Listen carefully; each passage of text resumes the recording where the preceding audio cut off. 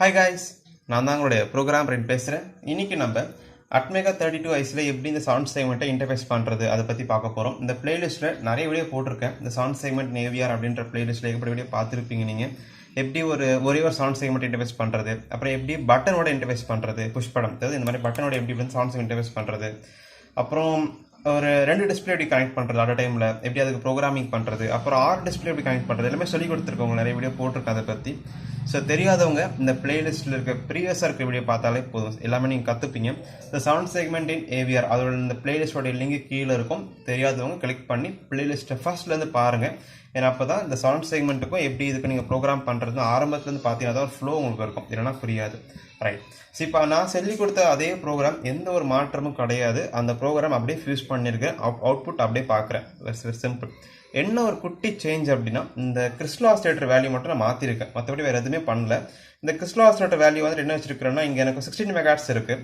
நான் இது வரைக்கும் சாஃப்ட்வேரில் சொல்லி கொடுத்ததுனால 8 மெகாட்ஸ் போல சொல்லி கொடுத்தேன். பட் இந்த போர்டில் 16 மெகாட்ஸ் இருக்கிறனால 16 மெகாட்ஸ் மாற்றி நீங்கள் பண்ணுற மாதிரி இருக்குமே தவிர்த்து மற்றபடி வேறு எதுவுமே கிடையாது.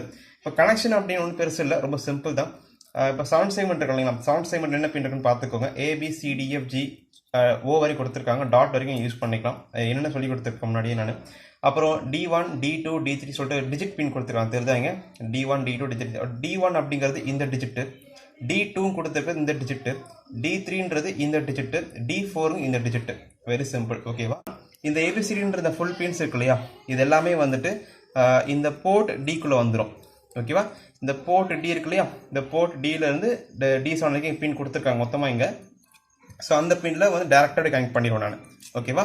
ஸோ இந்த ஃபஸ்ட்டு ஏ வந்துட்டு போர்ட் டியில் ஃபஸ்ட்டு பின், அப்புறம் இந்த பி அப்படின்ற பின் போர்ட் டியில் செகண்ட் பின், சி அப்படிங்கிறது போர்ட் டியில் தேர்ட் பின். இந்த மாதிரி சில பின்ஸ் டேரெக்டாக கனெக்ட் பண்ணிக்கலாம் நம்ம. D1 இந்த பின் வயர் வந்துட்டு போர்ட் சியில் ஃபஸ்ட்டு பின், D2 வந்துட்டு போர்ட் சியில் செகண்ட் பின், D3 வந்துட்டு போர்ட் சியில் தேர்ட் பின், D4 வந்துட்டு போர்ட் சியில் ஃபோர்த் பின். ஸோ அந்த மாதிரி காம்பினேஷனில் நீங்கள் போர்ட் டியும் போர்ட் சியும் நான் யூஸ் பண்ணியிருக்கேன், வேற ஒன்றும் டிஃப்ரென்ஸ் இல்லை. ஸோ இந்த காம்பினேஷன் நீங்கள் கரெக்டாக கனெக்ட் பண்ணிட்டீங்க அப்படின்னா கண்டிப்பாக அது ஒர்க் ஆயிரும். ஸோ இப்போ நம்ம இதை எப்படி ஒர்க் ஆகுதுங்கிற ஹார்ட்வேர் ஒர்க்கிங் பார்த்துடலாம். So let's start.